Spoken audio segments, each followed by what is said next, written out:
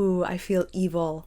I feel really evil. Is this how the Russo brothers and Marcus and McFeely felt when they were deciding who was gonna live and who was gonna die? Welcome to the Fangirl Report. Hello everyone and welcome back to the Fangirl Report, your go-to source for theories, discussions, and rants about all things fandom. In today's episode, we'll be going over what the MCU would look like if Quicksilver hadn't died in Age of Ultron. So whether you're joining in on YouTube, Spotify, Apple Podcasts, or another platform, thank you for tuning in. Let's get started. If you tuned into our July 20th episode where I discussed why I disliked Age of Ultron, you would know that I consider Pietro Maximoff, aka Quicksilver, to be one of the few redeeming qualities of that movie. So what would the MCU look like if Pietro had lived? Let's start with Civil War. Now, I firmly believe that Pietro would have absolutely have been pro-Accords. And the reason I believe that is because Pietro would recognize that the Accords would protect Wanda from any backlash she would receive after what happened in Lagos. His main concern is keeping her safe, so not only would he sign, but he would probably be working with Tony to plead Wanda's case to the UN Council. He would either be with her at the compound when Clint arrives, forcing Wanda to fight him to leave, or he would be with Tony and Natasha over in Europe trying to get a handle on the whole Bucky Barnes situation. As for the airport fight, Pietro's main concern would probably to get Wanda out of there, but with Wanda's powers, she probably could stop Pietro in some way. In my opinion, Pietro would probably be too overpowered for the airport fight to begin with, but when I was rewatching Civil War, I noticed that there is a good chunk of the airport fight scene after, they run at each other and have that whole clash, where Vision just goes missing. We already know Vision's at the airport and he's there, but he's just not in the fight at all. So probably the Russo brothers could have pulled something similar with Quicksilver, but who's to say? I will say that I'm not totally sure where Pietro would end up at the end of Civil War.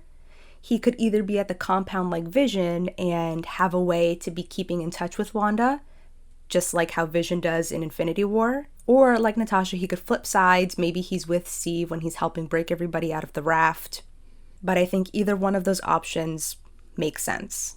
Now we're going to shift gears over to Infinity War. I really don't see how Pietro could wind up in the spaceship, so he probably won't be with Tony and Peter and Doctor Strange on Titan. He'd probably be on Earth, probably at the compound with Rhodey. So instead of Vision and Wanda learning about the alien attack through a random TV report, it could be that Pietro calls one of them right before their attack themselves. And of course, once Wanda arrives back at the compound, her brother will be there to welcome her back with open arms. For the Battle of Wakanda, I can easily imagine that Steve would have Wanda and Pietro stick together to guard Vision. And so when Wanda goes to save Okoye and Natasha, Pietro stays behind with Vision, fighting Corvus Glaive once he arrives to ambush him. And when Thanos arrives, just like everybody else gets thrown aside easily with the stones, the same would happen to Pietro. As for the snap, ooh, I feel evil. I feel really evil. Is this how the Russo brothers and Marcus and McFeely felt when they were deciding who was going to live and who was going to die? For the snap, since Wanda was dusted, I'm going to keep Pietro alive. Now later on, I'm going to go over what I think would have happened if both Wanda and Pietro were alive in Endgame, but for now we're just going to focus on this version where it's just Pietro. So during the 5-year gap in Endgame, I imagine Pietro staying with Natasha at the compound. Pietro doesn't have any other family left. Wanda's gone, his parents are gone, everybody's gone. So I think it would just be Pietro and Natasha still in the compound, still, trying to keep what's left of the Avengers running. And I can imagine those two actually getting along really well. Fast forward to the time traveling, even though they're only gone for a moment, I still have so much trouble with the idea that they left the time machine alone. Even if they were gone just for a minute, who knows what could have gone wrong if the time machine was left unsupervised. It could have malfunctioned, it could have broken down. There would have been no way for any of them to get back to their current reality, their current timeline. A second note, the Hulk is very noticeable.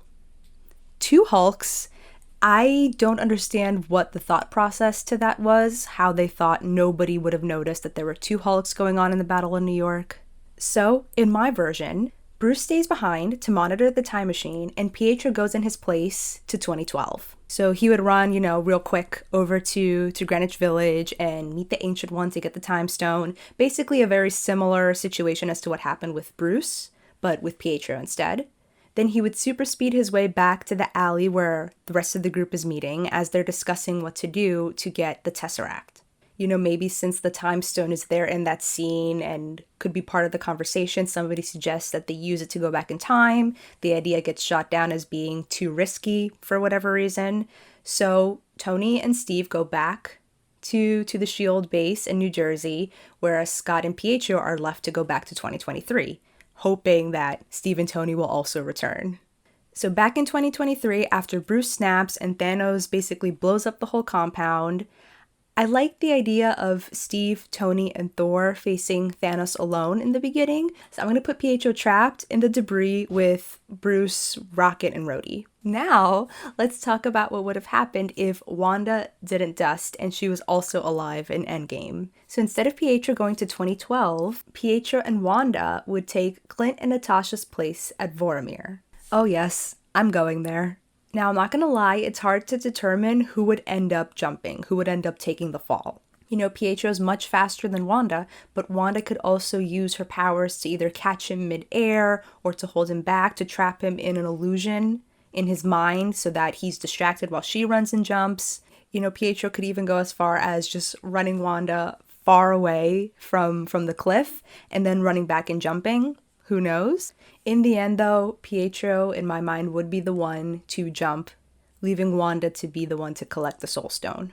So yes, Pietro still dies, but his death is much more meaningful and impactful, and we have more time to, get attached to him and come to like him as a character, making his death much sadder than it was in Age of Ultron. That way, Wanda still is set up for her next stage in the MCU, where she can do WandaVision, where she can grow as her own individual character, the way that we see her being left off in Endgame. I do prefer the version of Endgame where Wanda is dusted and Pietro is not. I just think that Pietro would have added a lot to the MCU and also to Endgame. Speaking of Endgame, I want you to hit the notification bell because in the next episode of the Fangirl Report, I'm going to be talking about the best callbacks in Avengers Endgame, including but not limited to the best recurring jokes, repeated lines, and the best payoffs. Thank you so much for tuning in. I appreciate your time. I appreciate you.